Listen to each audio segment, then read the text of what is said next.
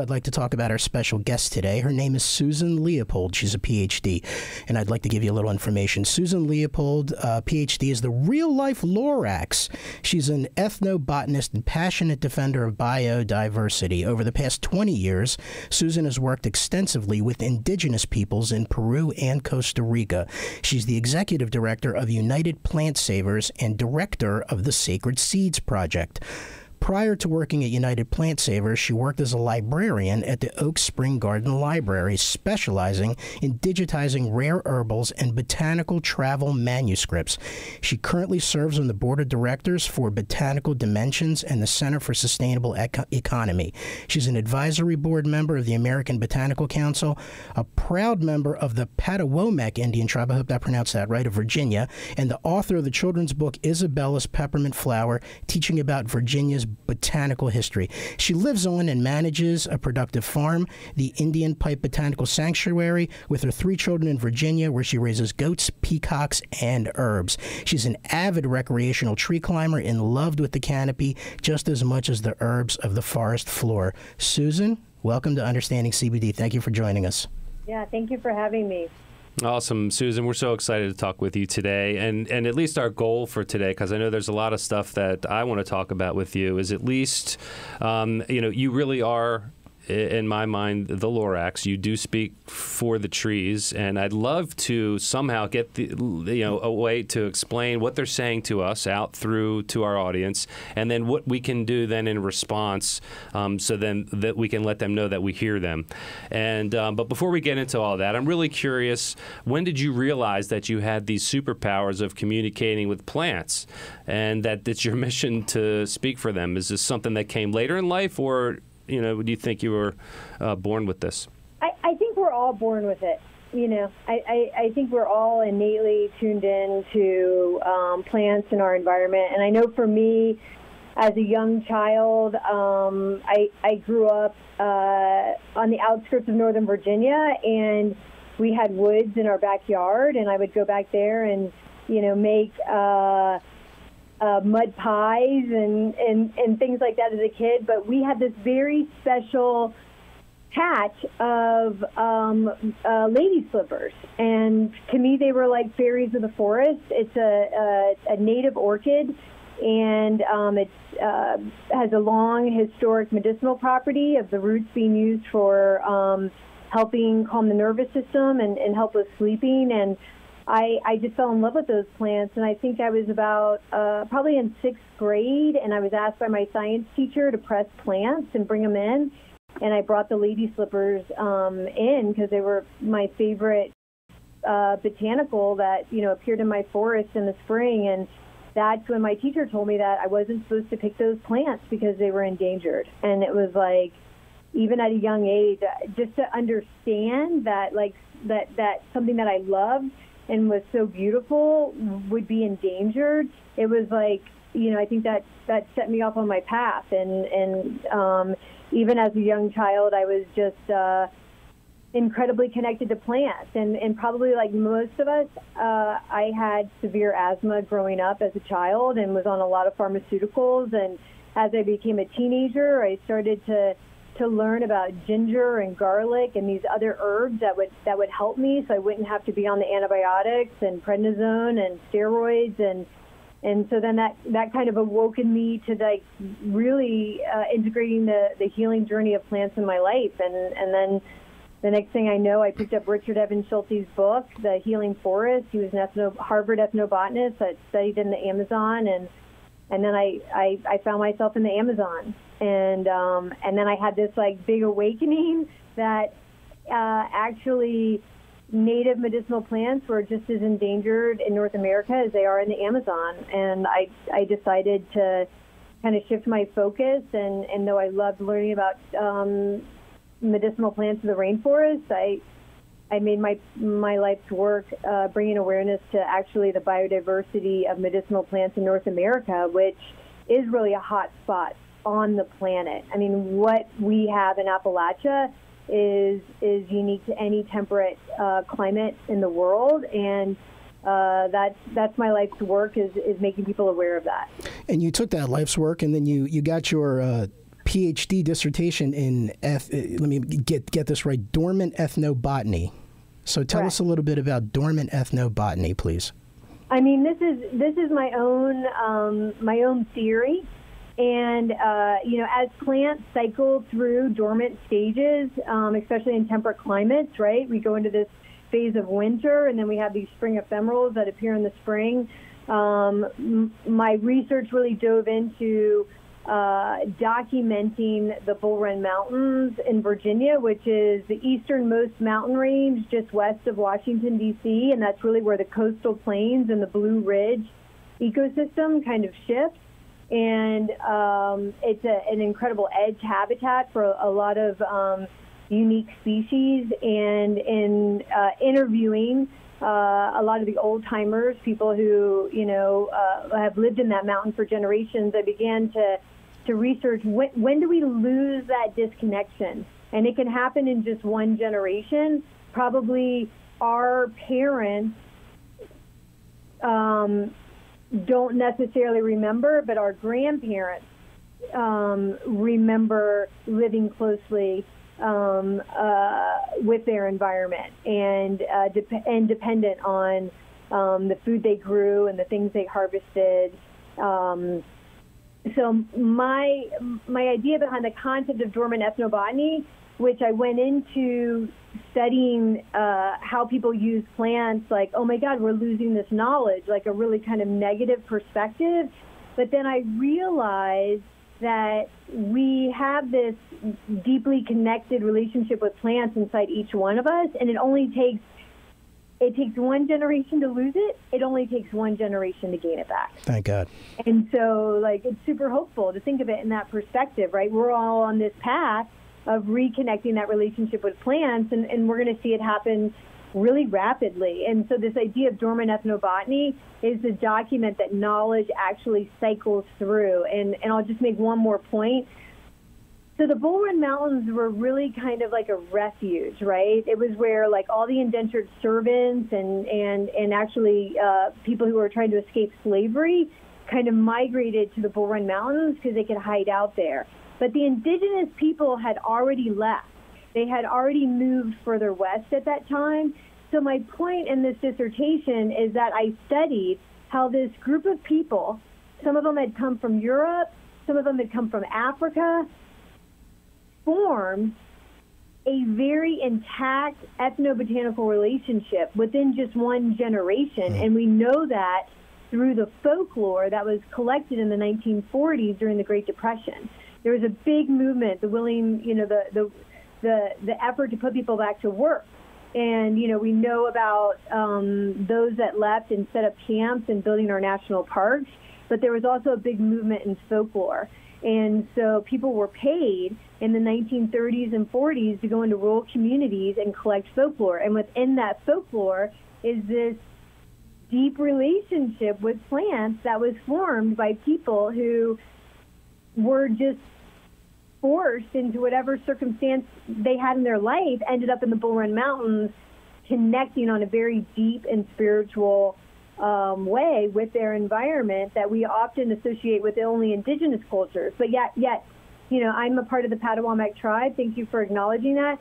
But we're all indigenous to this planet, and we all have the innate ability to have a deeply personal relationship with our environment that is not only based on knowledge and usefulness, but also deeply rooted in our spirituality. You talked about the older generation that's holding on to these treasures of the past, how this plant medicine, is that what made you want to write your book for children, to pass that through, or is there a different motivation there? Yeah, that's a great question. John Clayton was a botanist in the late 1700s, and he documented the first flora of Virginia. And there was a big effort in the state of Virginia to redo the flora of Virginia, which is crazy to think about, that the last book was several hundreds of years old. And that really speaks to this element I think we kind of touched on. It's just this idea of plant blindness. not really being aware of the biodiversity and the biodiversity crisis. So the idea behind Isabella's Peppermint Flowers was to talk about it's a simple children's book of me taking my children into the woods, teaching them about the native biodiversity and about the botanical characters that really solidified the botanical knowledge that we're building upon today. Linnaeus, who really defined our form of taxonomical classification, sent all these incredible individuals all around the world to collect botanical knowledge and information. And I really see them kind of as bridge builders, because people like John Clayton, Mark Catesby, I could go on and on. These individuals came to North America. They lived with indigenous people. They had an incredible respect of these individuals that they connected with, and then they documented our biodiversity, and that information was really the basis of eclectic herbalism. And eclectic herbalism is really the foundation of our herbal knowledge today.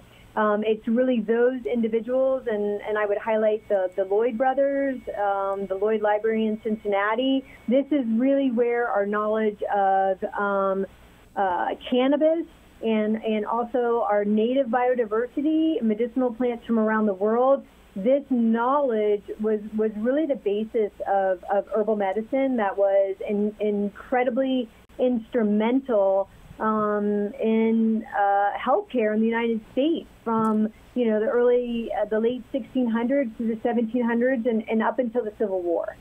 Yeah, So, and we want to get into a lot of this, and I had a question for you before we do. That was the Grateful Dead, Shakedown Street, also Susan's suggestion there. Now, you play that music. I read somewhere that you play music for your plants as well. Does it make a difference? I believe so, 100%. I mean, I think music is the universal language.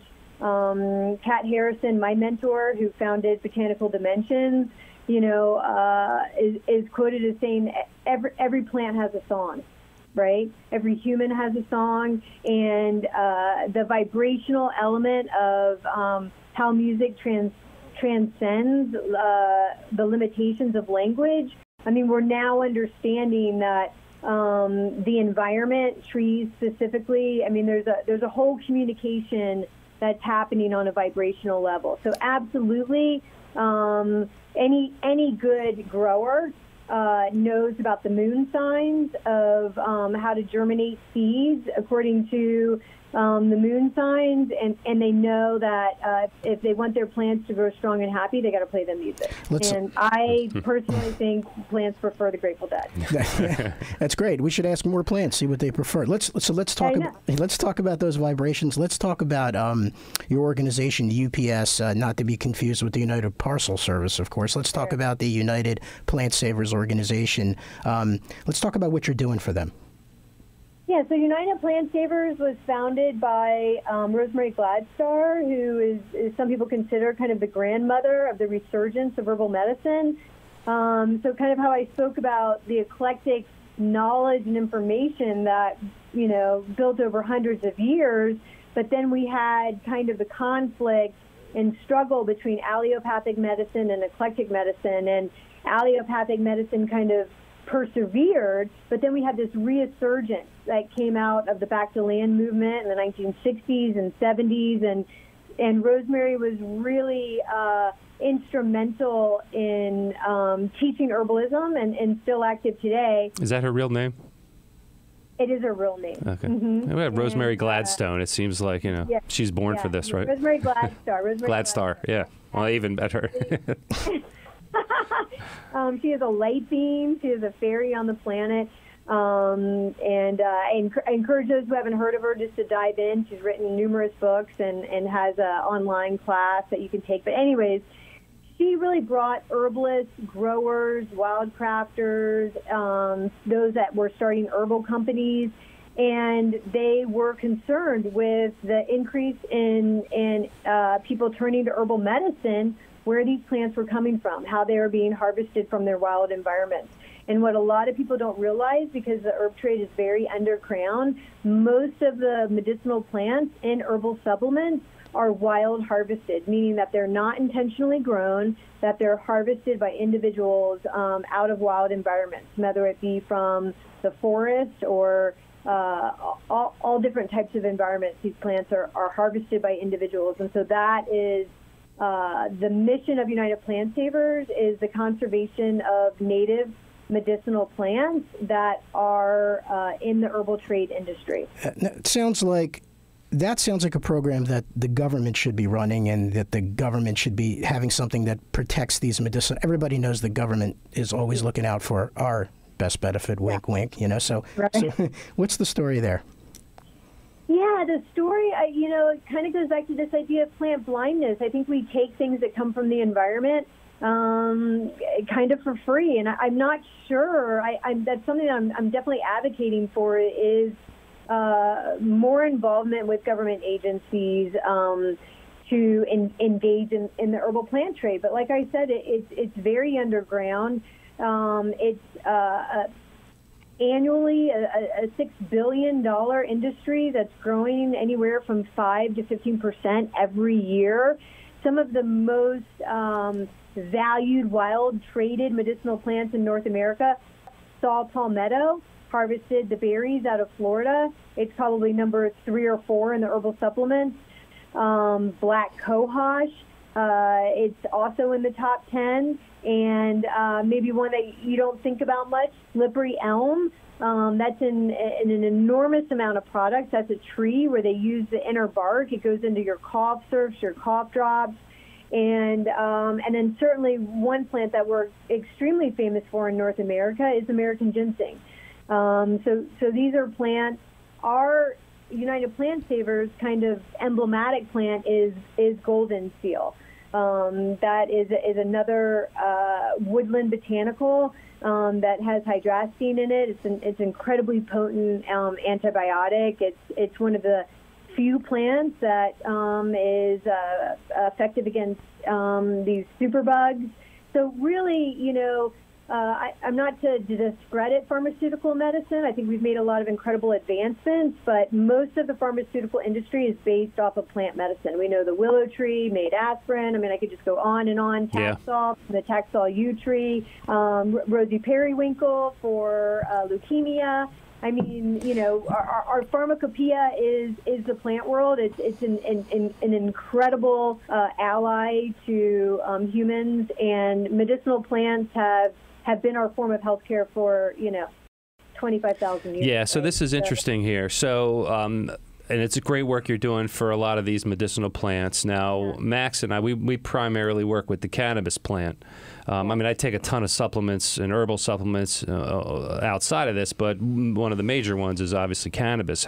Where I know cannabis is not endangered, and it's not in the same category as the plants that you deal with your organization, but there are some things that we should look out for with cannabis. Where's the connection to cannabis to the rest of the herbal plants? Because it seems to stand out a little bit. Yeah, I mean, as we know, I mean, cannabis is an incredible medicinal plant, and it has such a diverse range of cannabinoids that we're just trying to understand. We're also realizing that we have this cannabinoid system within our bodies, but certainly there's a whole range of issues, right? I mean, there's the element of how the cannabis is grown, how the cannabis is processed, who is working in the cannabis industry, and how those individuals are treated. All these things are deeply interrelated.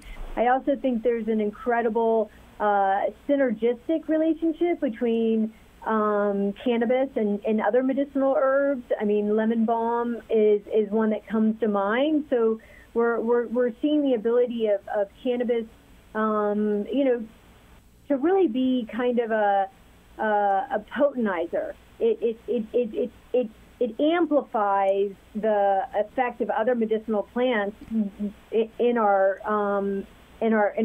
bodies, and that's through the deeply complex cannabinoid system, right? So that certainly is an element. I think another element that I'd like to bring awareness to is the cannabis industry is making an incredible amount of money. It's doing really well in all these different capacities.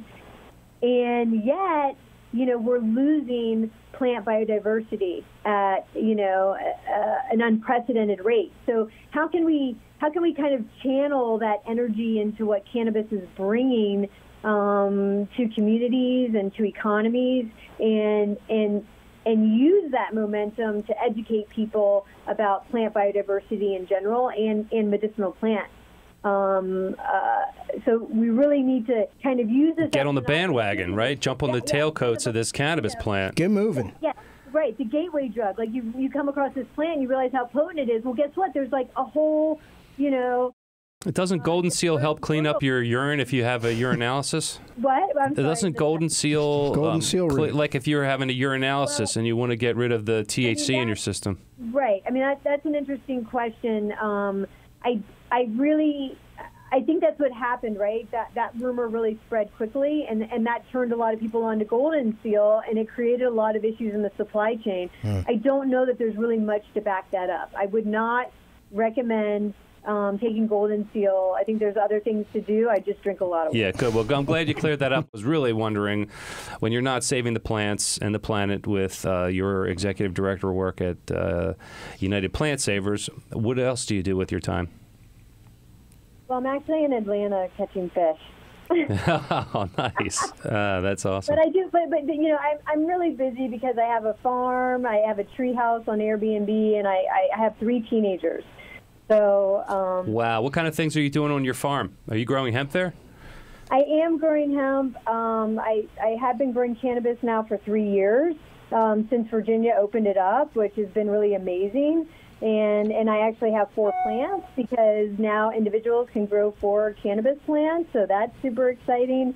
I have 3 Anatolian dogs, a herd of goats, a couple peacocks, lots of chickens, and then 3 teenagers and a trillium tree house that you can commune with nature in, and so I'm on HipCamp and Airbnb, and so I stay pretty busy. You mentioned you had an apothecary there too, right? Yeah, and I have the Paris Apothecary in Paris, Virginia, and on the web you can also check out my cannabis product, which is CBD tincture that I grow organically on my farm, and also some Spigeric herbal formulations that I've created through collaboration with Evolved Alchemy out in Colorado. Okay. All right. Now, we're going to have to talk about the Spigeric word. We can't just throw it out here to our listeners. And, I know that some will do the research, but for those that don't, Susan, can you tell us a little about Spigeric? Yeah, Spigeric is an incredible old form of alchemy, and you see a little bit kind of used in the Steiner preparations of biodynamic farming. But basically, and I'm going to make it real simple here because we could spend the whole hour talking about it, but what you do is you do a traditional tincture.